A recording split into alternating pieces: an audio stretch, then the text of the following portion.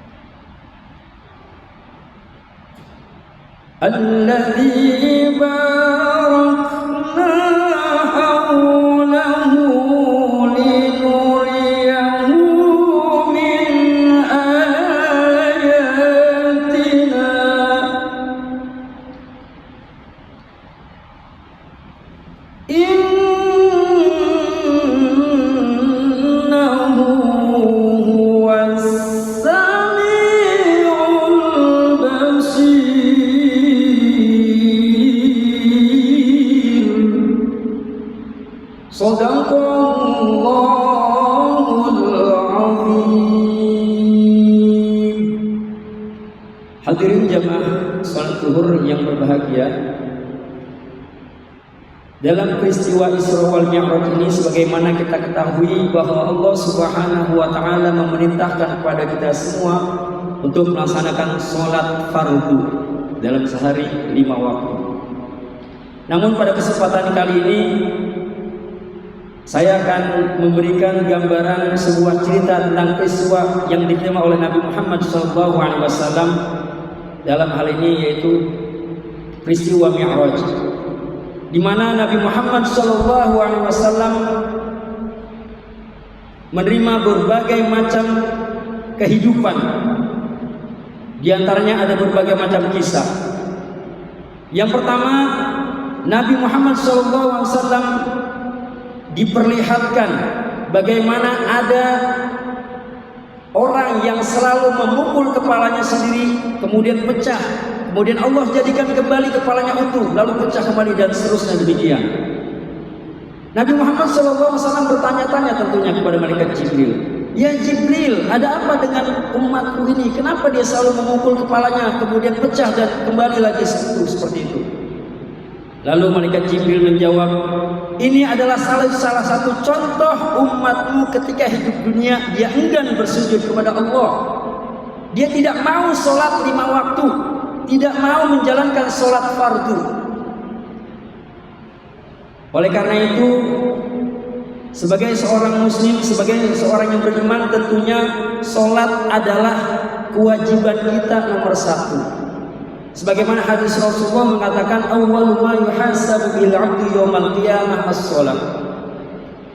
Salat adalah amal ibadah pertama yang akan ditanya di alam akhirat nanti. Baru setelah itu ada ibadah-ibadah lainnya. Kemudian ada kisah selanjutnya. Ada seseorang yang dihidangkan antara daging yang matang, daging yang enak untuk disantap dengan daging yang mentah, bahkan sudah berbau busuk. Tetapi orang ini malah memilih daging yang busuk, memilih daging yang mentah, yang tentunya kalau kita nikmati tidak enak rasanya. Bahkan Nabi terheran-heran dan bertanya kepada malaikat Jibril, "Ya Jibril, ada apa dengan umatku ini? Kenapa dia memilih yang ini?" Malaikat Jibril menjawab, "Ini adalah salah satu contoh umatmu ketika hidupnya di dunia. Dia sudah memiliki pasangan tetapi berbelok hati, artinya dia mendua, artinya dia melakukan perzinahan kepada orang lain. Na'udzubillah min dzalik." Kemudian kisah selanjutnya yang terjadi adalah ketika Nabi Muhammad SAW diperlihatkan ada seseorang yang senang suka memotong lidahnya sendiri, terputus lidahnya, kemudian tersambung lagi, terputus lagi, tersambung lagi, dan seterusnya demikian. Nabi Muhammad bertanya, "Ya Jibril, ada apa dengan umatku ini?" "Ya Muhammad, ini adalah salah satu contoh umatmu ketika hidupnya dia senang membicarakan kejelekan orang lain, senang ghibah. Apalagi yang dibicarakan adalah orang yang dia tidak sukai, maka akan semakin menjadi-jadi." Sebagai seorang muslim tentunya kita ingat dalam hadis Rasulullah mengatakan, "Man kana yu'minu billahi wal yawmil akhir falyaqul khairan aw liyasmut." Barang siapa yang merasa dirinya beriman kepada Allah, maka berkatalah yang baik. Kalau tidak bisa, diam, kata Rasulullah demikian. Hadirin jamaah salat zuhur yang dirahmati Allah Subhanahu wa taala. Demikian kisah inspiratif buat kita semua.